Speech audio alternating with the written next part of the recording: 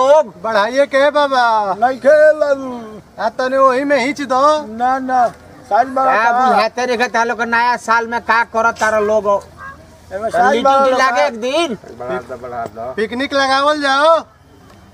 का हमारा भी नहीं खे बाबू कुछ ताले की बात बना अरे पिकनिक लगाइए खरीद दइए जले पिकनिक लागे एक दिन भांटा बा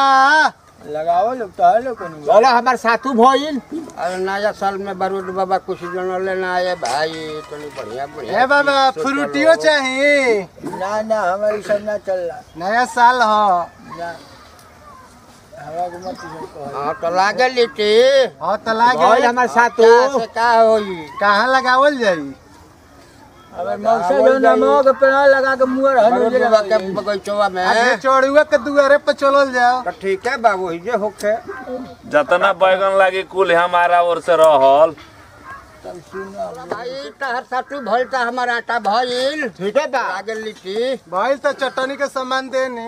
ठीक है का भइल बा बैगन हमारा ओर से रहल लेकिन आलू के उम्मीद मत करियो लोग भाई तो आलू कैसे आई बाबा अब का कर बाबू हम नीमक दे दे लेकिन हमें कल पर से पानी मत लिया लो ये कहब कि प्रोग्राम कह के चलल जाओ लगावो चलल जाओ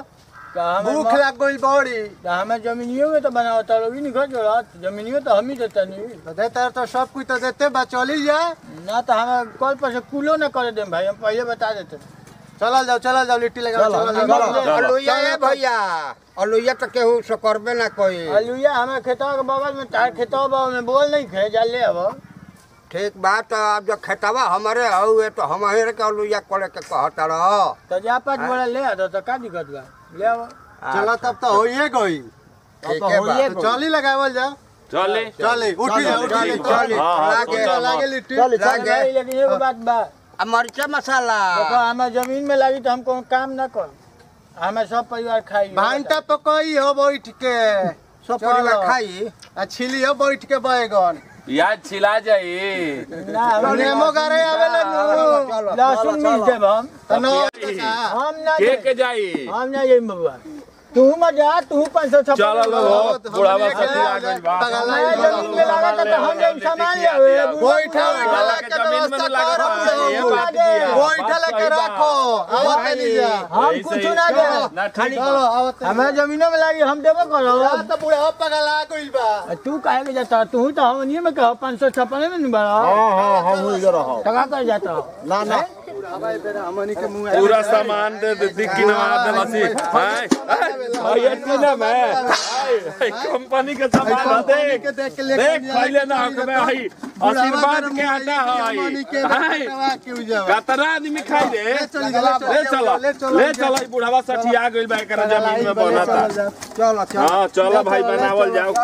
चलो का करबो भूख लाग गइल बा बानी का ठीक बा नया साल में खाली लिट्टिए से फरियाई हो के बाबा तन टमाटरिया तुम दो तनी मकाइए टूंग दे ए बाबा ए बारूद बाबा तो फिर हमारे जमीन में ना बनी बाबू तो हम आटा साना बा सब करम हम ही तो तू अपने जमीन में ले जाके बना लहसुन छीलो बैठ के काम करो कुछ ना हमें से ना होई तो हम आटा साना तनी सो तो तब हम ना खाई जा दांत से टूट जाई लिट्टी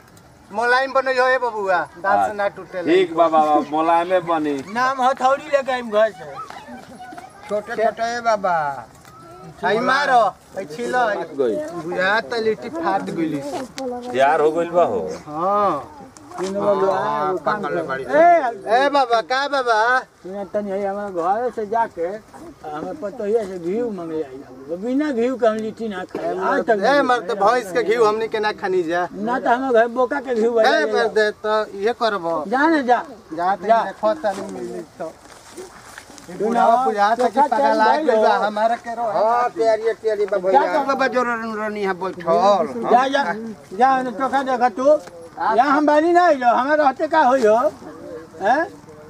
आइला देखा जाके देखा भाई कि ना भाई छोड़ दे हमें भूख लगे जा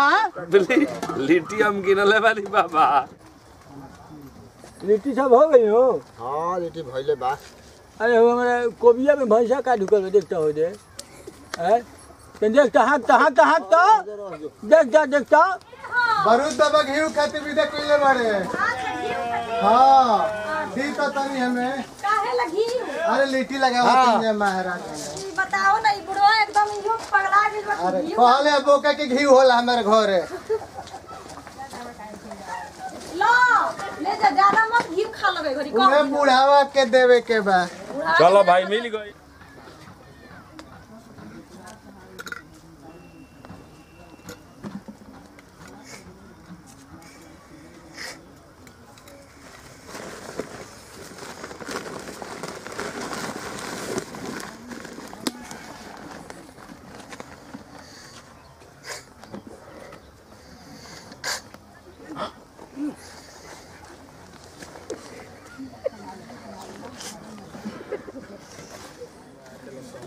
देखो लिट्टी रखले बाकी जार देलस घी तो मंगैलस बोका के ई क्या कोइले बड़ो हो ए रजाई ओढ़ले बड़ो ई का हो गई हमार कुछ शौक लगो तेज आगी तो गरम रहेला ए भाई ते एकरा ठंडा लगता ई का ले बड़े है बा हेलो घीऊ है जो बैठो हमार कुछ कराइम लगोता ई बाबा लिटिया कोमे लागत कोम लगोता कोमे लागत लिटिया का हो लिटिया हो का कर रहा अरे जाई और के तो टोपल बा में काहे मार तू गा हम जा हो गइल बा जा चेक करो हो चेक करो इनको चेक करा चेक करो क्या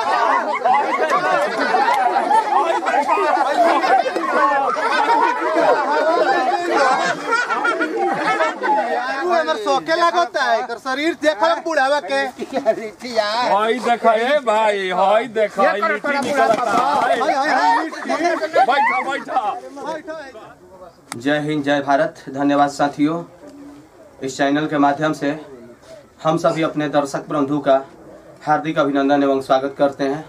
और आप लोगों से आग्रह करते हैं कि इसी तरह अपना प्यार दुलार बनाए रखें और हमारे एटीएम चैनल को एटीएम फिल्म को लाइक एंड सब्सक्राइब करें और बेल घंटी बजाना न भूलें और जितना से जितना ज़्यादा हो सके शेयर जरूर करें। धन्यवाद।